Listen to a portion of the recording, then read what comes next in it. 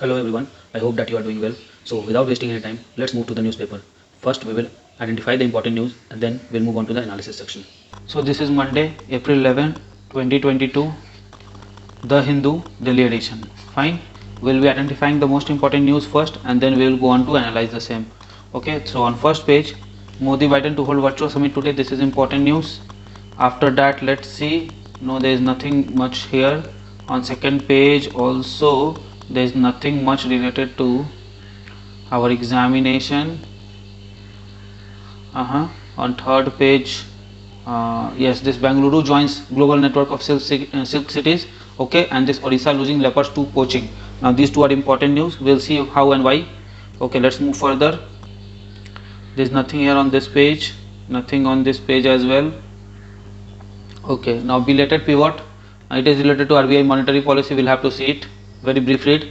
India's role in disordered world. Okay, we'll give it a very brief read. And then let's see, getting serious about supporting care economy. We have to give it a read. Language no bar. It is related to what? It is related to Home Minister's pitching for using one nation one language as Hindi. Fine. So after that, let's see, there is nothing on this page. The best chance for architecture. Okay, we'll give it a very brief read. Now let's see on text and context page. Nothing here, nothing here. Okay, keyword, a non place. Okay, we'll give a read to the gist. That would be enough. Now here on this page, nothing important on this page as well. There is nothing important.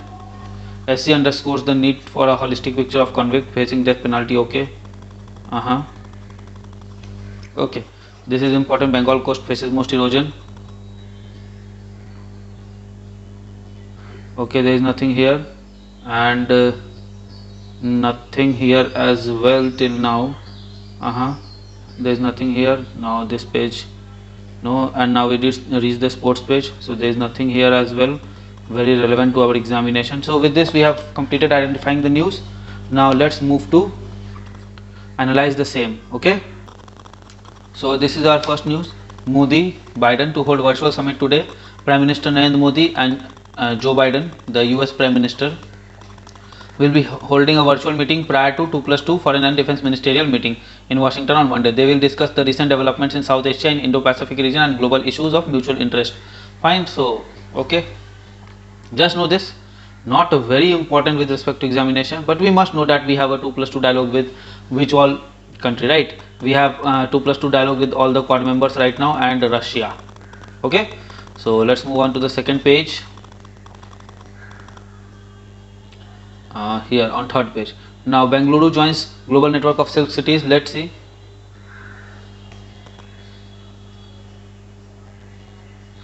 Okay, Bengaluru has hope for Murshidabad to join the elite club, says French textile artist. Okay, Bengaluru has become the first Indian city. Now this is important, especially for one-day examinations, into global network of silk cities. Celebrated French textile artist Isabelle Molin said in Kolkata, expressing hope that in next few years West Bengal's Murshidabad. Fine, Murshidabad has a very long history of silk in India, known to produce the fine silk in over past 300 years. Look, may join the global silk city network. Now you understand this. Murshidabad has been the network.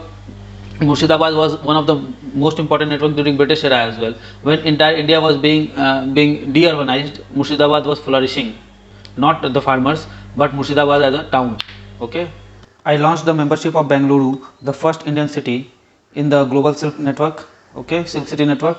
Now we have 9 countries and 13 cities. If everything goes fine, so how many countries are there? 9 countries. And how many cities are there? 13 cities. If everything goes fine, then Murshidabad silk two can make it into the network. The network help artisan and craftsmen to exchange their knowledge, build trade relation, and understand various craftsmanship technique. Fine. So what is the need of this network, or how does this network help us? It helps the artisan and craftsmen to exchange their knowledge. So it is a knowledge hub. Build trade relations, so it helps to build the economic relations and the trade relations, and understand various craftsmanship technique. So the different technique that is used for making silk product in these 13 different locations can be interchanged. This would lead to what? A more intermingled type of two things will be there. First things will be that every craftsman will know the technique of every other craftsman, so more livelihood opportunities can emerge. And second thing is there, more R&D will lead to more innovations, right? Okay, the French textile artist who is on a silk trip to India said there are historical reasons why Bengaluru has been included in Silk City network. The International Sericulture Commission was held at Leon in 1950 and came to Bengaluru in 2013. Also, Bengaluru is the Silicon Valley of India and Leon has a big cluster of innovation and IT. Okay, okay, and let me see if anything else is there, because it is just now it has diverted from the topic. Okay, so just know Bengaluru is the first city to do this, okay, to get this tag, and Murshidabad in future may get this tag, right? Odisha losing leopard to poaching. Wildlife activists lay emphasis on improving the conviction rate. This is very important, improving the conviction rate, because in general what happens, arrests are made but conviction rate is poor due to lack of what? Due to lack of proofs, and procedural laws leads to delay, which ultimately leads to what? Which ultimately leads to low conviction rate. Okay, so Odisha STF and Forest Department together seized close to 45 leopard hides in past 2 years.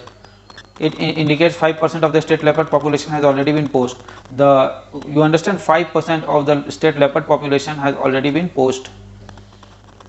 The analysis of poaching case reveals that killing of big cat is taking place not only in instant of organized crime network but majorly due to random hunting. Okay, so it is majorly due to what?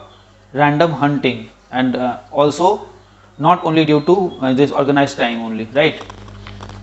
Even since STF of State Crime Branch has been signed to do this, they have seized 26 leopard hides in last 2 years. Okay, now let's see if anything else is there. I don't see many things here, right? And this week the State Forest Department arrested 7%. No, not important, and nothing, no name of sanctuaries, nothing has been given. Okay, just know this, that this can be a case study, right?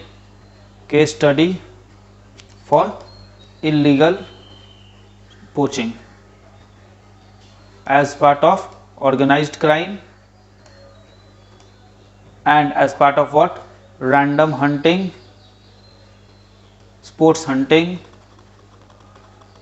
Okay, and this has led to what? This has led to our so okay, now after this news let's see other pages. So I don't think anything was there on this page. As usual, we'll be discussing the editorial at last. Let us see the most important news and analyze them first. Okay, so there was nothing in here now. Okay, on news page also I don't, yes, this was the news. Supreme Court underscores the need for a holistic picture of convicts facing death penalty. Okay, let's see what Supreme Court has to say here. Mitigating investigators could offer judge a wide angle view of prisoner's life experience to help to determine the punishment in a particular case. Okay, prisoner's life experience can also be one of the factors determining the punishment in particular cases. Okay, let's see. A man condemned to death for brutal gang rape of a 7-year-old girl in Madhya Pradesh has turned the spotlight on the question that has haunted the trial judge. Do they really know the person they sent to the gallows? For decades, sentencing hearing have covered only basic details such as convicts' immediate family structure, educational qualification and work before the arrest. Okay, no efforts was made to consider the information pivotal for mitigation of such adverse childhood experiences, multi-generational history of physical and mental health issues, exposure to traumatic events and other familial, social and cultural factors crucial to understanding an individualized sentencing inquiry. Means, apart from these things, what is immediate family structure, educational qualification and work, other factors can also be important such as adverse childhood experiences, multi-generation history of physical and mental health issues, exposure to traumatic events and other familial, social and cultural factors crucial to understanding an individualized sentencing inquiry. Okay, in the present case of Irfan alias Bhai Mewati, okay, alias Bhai Mewati, the trial court sentenced him to a death just hours after it found him guilty of gang rape in 2018. It was the case in which the death penalty was awarded, though the child did not die. When the case came up in the appeal, Madhya Pradesh High Court reasoned that the death penalty was effective deterrent in view of alarming rise in sexual abuse of children. However, a Supreme Court bench led by Justice UU Lalit has taken extensive record on re oh sorry on record extensive investigation undertaken by CP Shruti, a mitigation investigator at Project 39A at National Law University Delhi. Ms. Shruti interview with cross section of people from Irfan's past, from his school teacher, friend, family members, revealed his early exposure to dire poverty, structural exclusion, and work in an adult environment at a very young age. Her investigation brought to the light the fact that Irfan has witnessed multiple traumatic events in immediate family and community. These details, which were not examined by the trial judge before sentencing Irfan to death, have led to Supreme Court to consider the role of mitigating investigators who are professionals qualified in social work, sociology, anthropology, criminology, psychology, and other social sciences in uncovering mitigating circumstances which would help courts determine the punishment. The court has sought the assistant of Attorney General K.K. Venugopal and appointed senior advocate Siddharth Dave and advocate K. Parmeshwar, amici curiae, in the case, okay, to help the court. Every circumstance which has potential of being mitigating circumstance while considering whether death sentence be imposed or not must necessarily be considered by the court. Okay, so the Justice Lalit says every circumstance which having the potential of being a mitigating substance while considering whether a death sentence should be awarded or not must necessarily be considered by the court. Fair enough. And let's see it after that. The three-judge bench noted, though death is seen as a fit punishment in only rarest of the rare case, even in those cases the court should be well informed about the person they are considering sentencing to death. Unhindered access, highlighting the vital part of mitigation investigator could play in cause of fair justice. Bench observed that if a competent person was given unhindered access to interview an accused facing death penalty even at beginning of the trial, a comprehensive analysis can be projected at the stage when the matter is considered from a standpoint whether the death sentence be imposed or not. Okay, and after this, in fact, Irfan's lawyer advocate Irshad Hanif has approached the Supreme Court after the Central Jail authorities in Ujjain refused Ms. Shruti permission to interview Irfan, saying only legal advisors were allowed to meet condemned prisoners. The top court ordered the prison officer to allow her to talk to the condemned man away from their earshot. While the state has unhindered access to accused within their custody, effective and meaningful access to the defense to collect mitigation material by meeting their client is restricted by the state. Advocate Hansari argued. In separate note to the Supreme Court, Mr. Hanif wrote that mitigatory factors were not meant to justify offence. Okay, the mitigatory factors were not meant to justify offence. Instead, they draw a complete picture of the prisoner, which are not limited to prenatal details, formative years, developmental history, educational history, occupational history, trauma, access to nutrition, shelter care, intergenerational history of physical and mental health, and so on. It would also encompass the prisoner conduct in jail, apprehension of the wrongfulness of this act, cognition, emotional and physiological state. He referred to the Supreme Court judgment in Bachchan Singh case that court should not only consider particular crime but also the circumstances of the criminal. Okay, now this is a good case. This could be a good line to use in examination. Bachchan Singh case, right? So not only crime but the circumstances. The court has listed the case for April 22. Okay, now 2-3 points from this entire discussion. That mitigating investigators could offer judges a wide angle. Yes, they can have a wide angle view, but in India, leave India, in anywhere, if such kind of heinous crime is done and if there is a law regarding that crime to give a death penalty, then it is not wrong to give them a death penalty, because whatever kind of background you have, any physical condition, any mental issues and anything you have, if you are doing a heinous crime like raping a child, okay, 6, 7, 8, 10 years old girl, then exactly you are mentally ill, and the law permits for your hanging, so you must be hanged. As simple as that. You have not done anything against the state. You have not done anything against the. You have not, look, murder, rape. These things are very heinous crime. And if you say that you murdered a person, then chopped him or her into pieces, right? Or you rape a girl and then chop her into pieces, and then say, oh, I was in trauma when I was 8 years old. My parents were arguing, so I did this. This is not acceptable. And okay, in some of the cases where where heinous crimes such as in no cases heinous crimes, in no heinous crimes can be given such kind of preferences. Yes, in other cases, like say there has been some kind of violence, okay.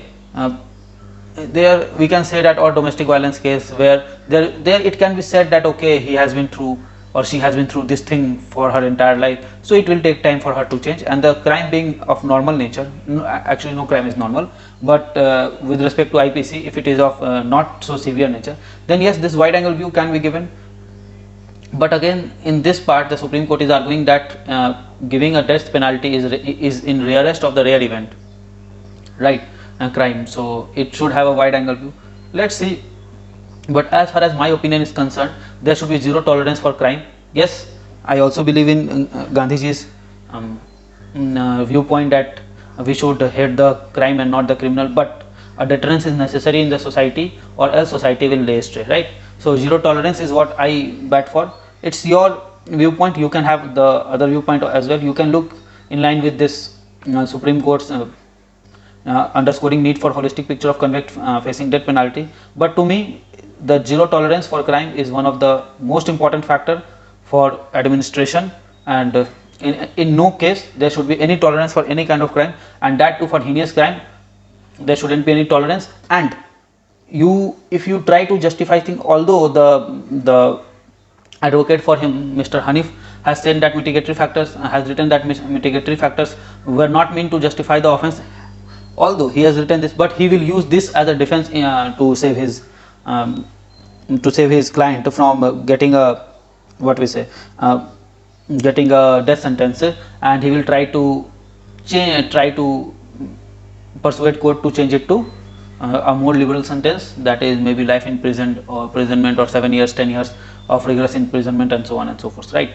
So if there is a law that permits the hanging of such person, they should be hanged. If there is no law at that date, then the law should take its own course, although the court has a right to know all the circumstances before making any decision. But to me, it is the zero tolerance that will lead to a better society.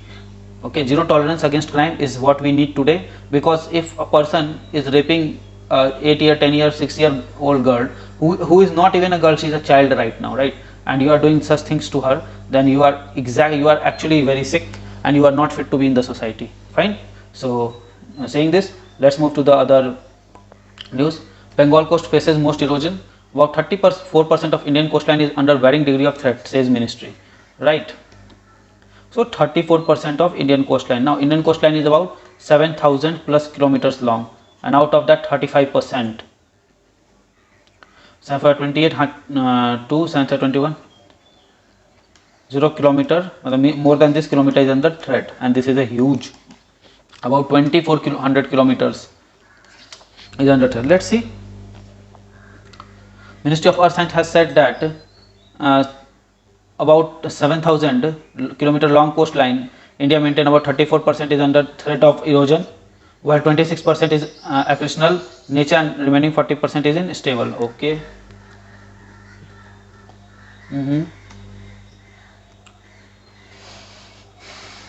Okay. The term of percentage, West Bengal, located on eastern coast of the country with about 540 kilometer long coastline, suffered erosion along 61% of the coast. Okay, over the period from 1990 to 2018. This was followed by Kerala, Tamil Nadu, Gujarat, with longest coastline of about 1950 kilometer, recorded erosion around 27 kilometer of it. Okay, so this is what it is. Now use the data. Where can we use? Disaster management part of GS3 it could be used, right? So about 35% of Indian coastline is under varying degree of threat, with highest in West Bengal, followed by Kerala, followed by Tamil Nadu, followed by Gujarat. So entire Indian coastline is under threat. Okay. Yeah, here it is something. Okay, INCOIS has prepared and published an atlas of coastal vulnerability index that maps the entire coastline. Okay, policy on displacement, there is okay, just give it a read. I don't find many important things here. Okay, now let's move further.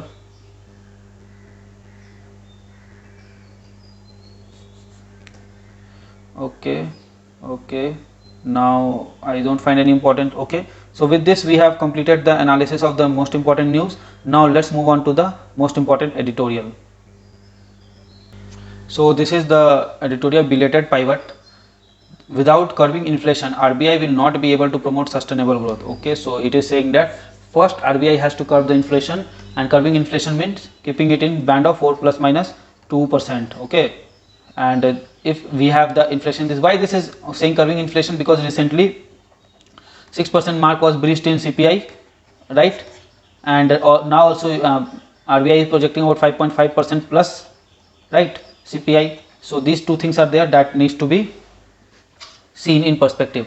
Okay, so let's move on further to see what can be written here. So RBI in its monetary policy committee rather belatedly acknowledged that its primary remit after all is to ensure price stability, as I said, 4 plus minus 2%, addressing inflation, right? Addressing media on Friday, announcing MPC. Okay. More than 3 years after it prioritized the growth over price stability in February 19, as well as onset of COVID, and RBI is pivoted back to putting the horse before the cart, best reflected in central bank own words, monetary policy. Price stability is necessary precondition for sustainable growth. Now this is a very good line, and use it in examination where inflation question, right? And in questions, let me write here, inflation question related to general state of economy. Okay, in 2 questions this could be easily used, right? So this is relevant with GS3. Takes breakout in Europe, is a company, okay, and all those things are there. Less than 2 months after rather sanguinely projected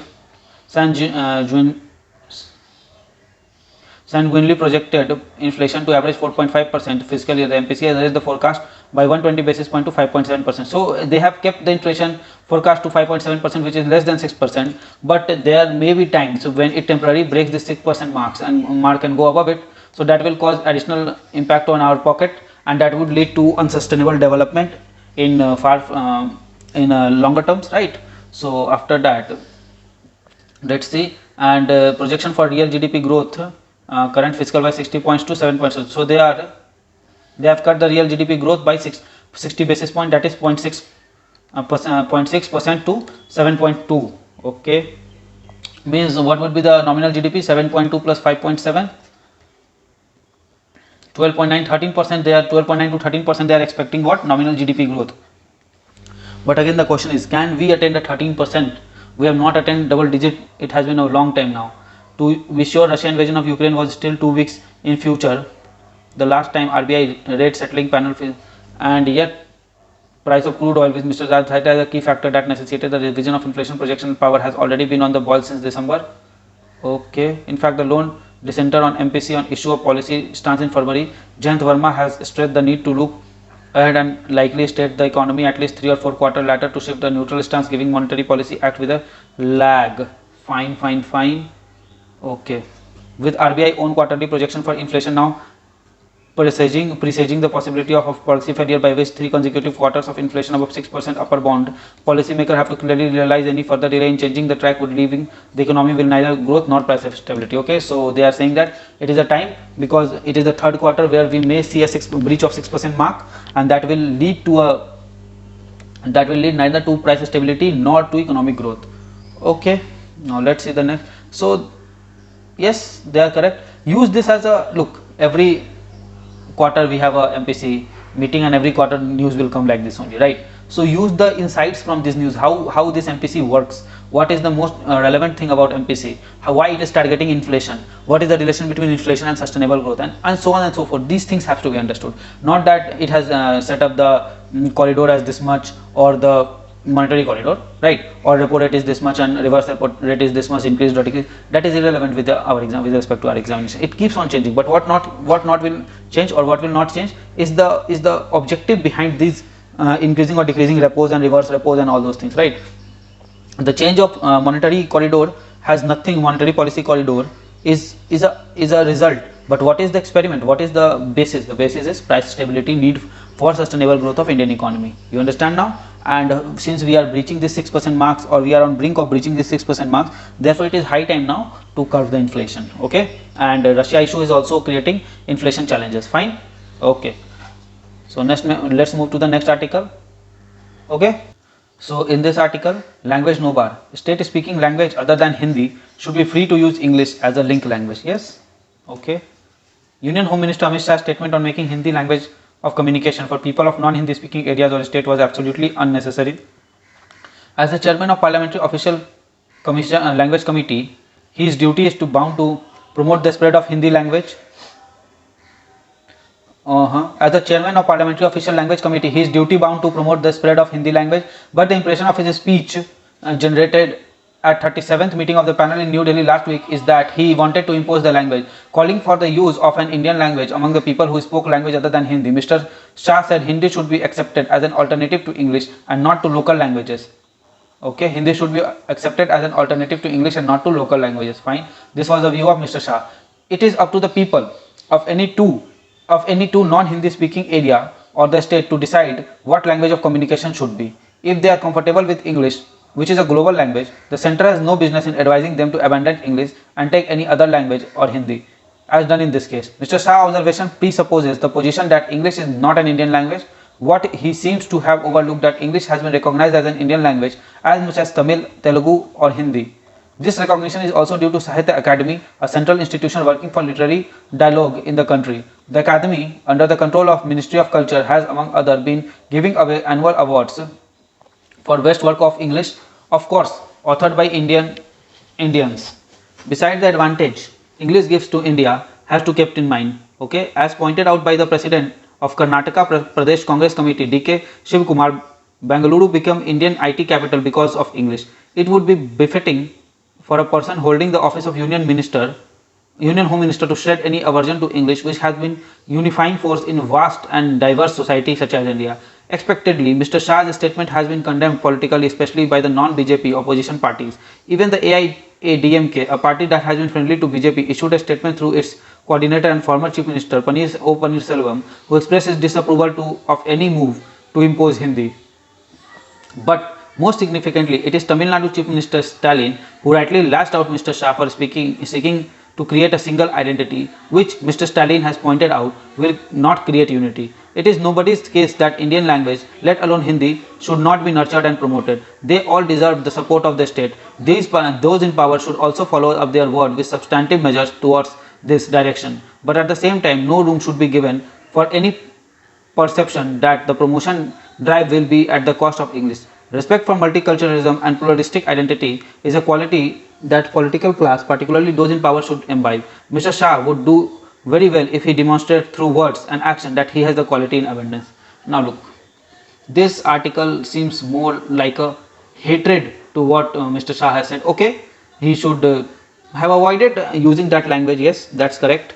That India is a multicultural society and language is one of the main factors that binds India.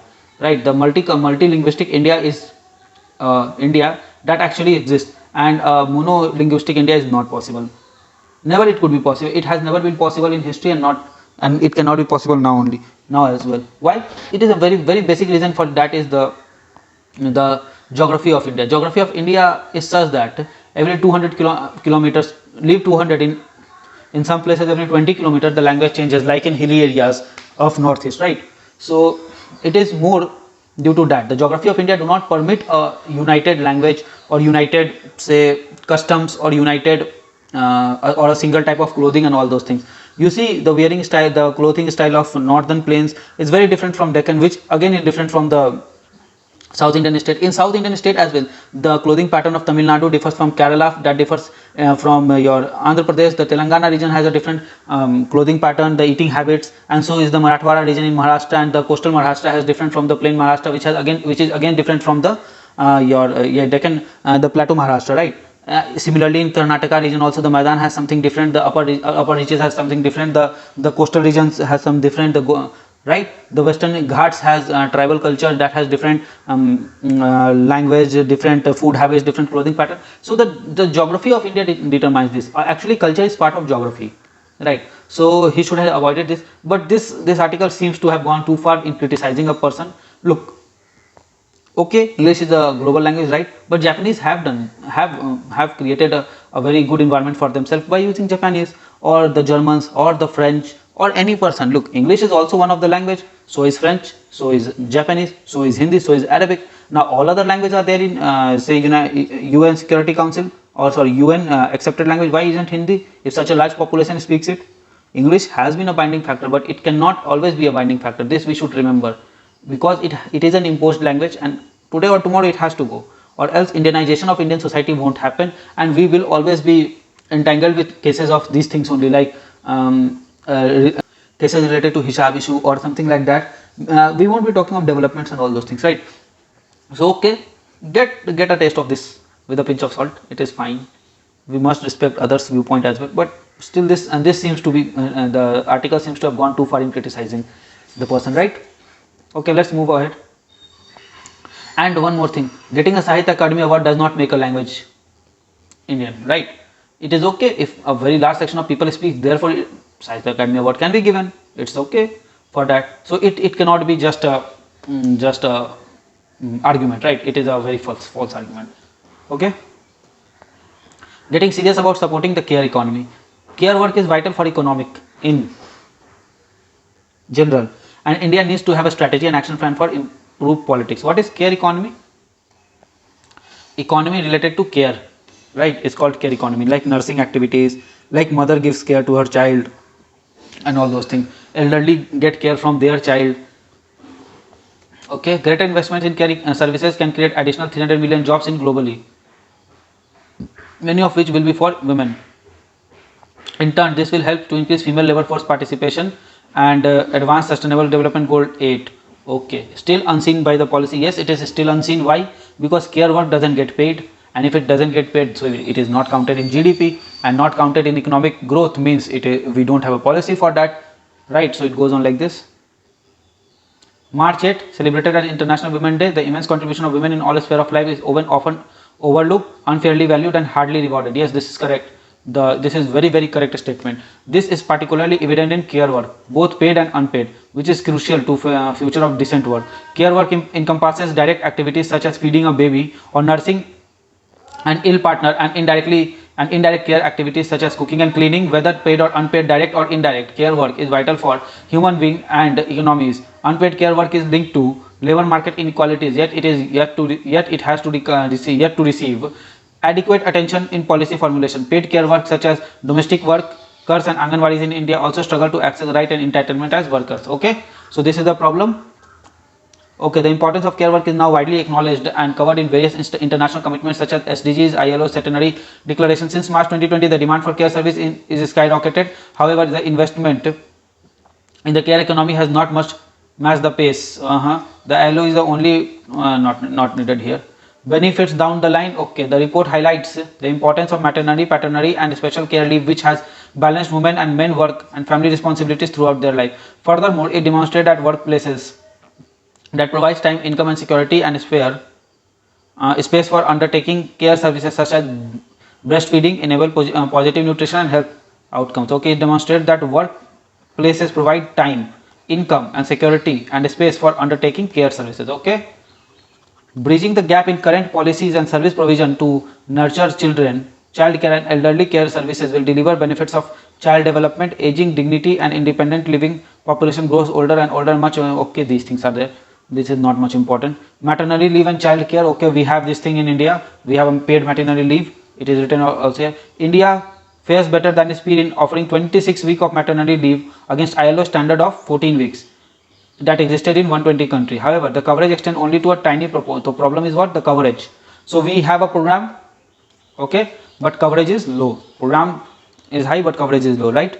Where 89% of employed women are in informal employment. Why the coverage is low? Because about 90% of women who are employed is in informal employment, but this 26 weeks of maternity leave is available to formal employment only. Fine. While paternity leave is recognized as an enabler for both mother and father to better balance the work and family responsibility, it is not provided in many countries, including India. Yes, India do not have this concept of paternity leave. Globally, the average paternity leave is 9 days, which is further exacerbate the inequality. So the paternity leave is how much? Only 9 days.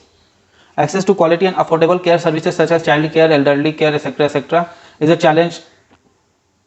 Disability is a challenge worker with family responsibilities face globally. Okay, this doing the both thing together is a challenge that people globally faces. Okay, domestic workers in Indian household have are heavily reliant, also faces challenges in accessing decent work. They become ad hoc care workers. Okay, and novel coronavirus pandemic. Fine. Is there anything else? Look it as a public good. India spends less than 1% of its GDP in care economy. Okay, what it wants to say? Government needs to conceptualize a strategy action plan for improved care policies. Find the ILO proposed a 5R framework. Now this is important. 5R framework for decent care. Okay, the framework urges recognition, reduction and redistribution of unpaid care work, promotes rewarding care workers and more decent work, and enable representation in social dialogue and collective bargaining. Now this is very important, right? So make a note of this. You can write it anywhere. 5R. Look, recognition, maybe we are talking about sanitary workers, so we need to get this 5R right. Recognition, reduction, redistribution, rewarding care, rewarding them, and representing them, right?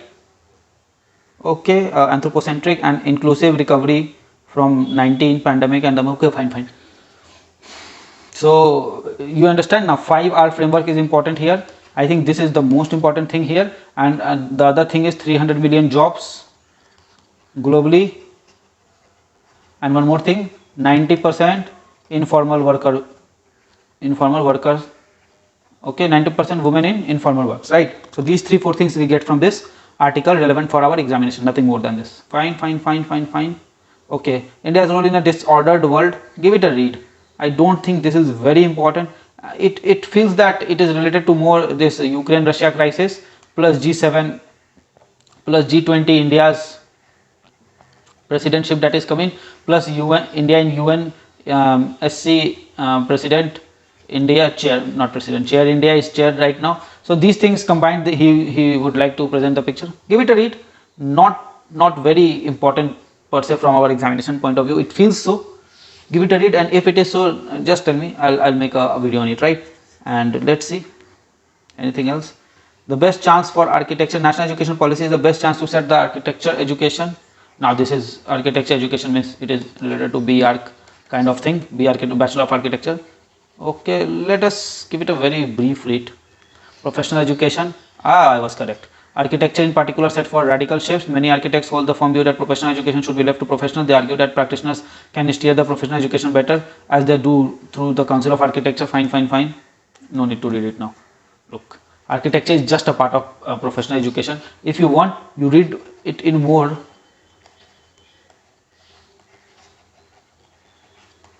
Okay, you read it in a more bigger picture of professional education, or more bigger picture of higher education, right? And I have many times dealt with this. Get the stakeholders right. Okay, stakeholders on table. Prepare a blueprint for Amrit, Kal, and all those things, etc. Okay, fine.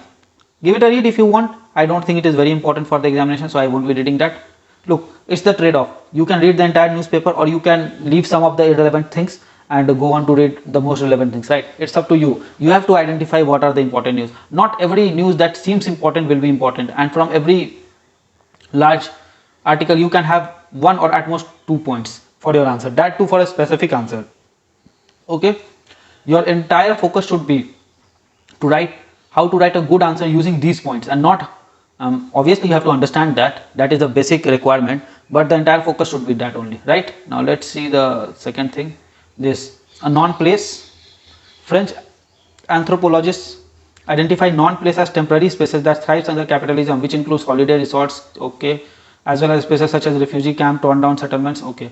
Non-places homogenize identity or confer temporary identities. Yes, this can be said in some ways. They exist in relation to specific ends such as transport and commerce. Non-places enforce contractual nature on association between space and the individual, right?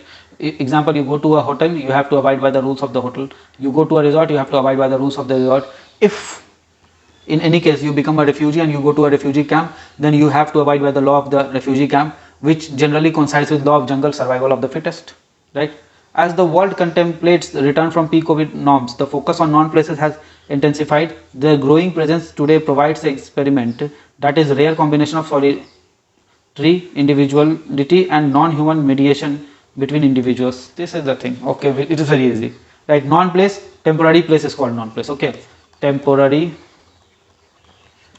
place of utility. Example, temple, right? Hospital, your transport, wherever you spend your time is called a non-place, because you will temporarily spend your time is called a non-place, right? What is this? While places are historical, relational and association with identities, right? Non-places are constituted by spaces that do not concern themselves with history and identity. Okay, and with this we come to end of today's newspaper analysis. I hope you like it. Fine, so we are ending it right now. Okay, so friends, I really hope that you like this video. If you like this video, give it a thumbs up and don't forget to subscribe our channel and share this video with your friend. Also, keep studying hard, keep following your dreams and keep tuned to our channel. Comment below for any suggestion. Till then, goodbye, good luck, keep studying hard and follow your dreams.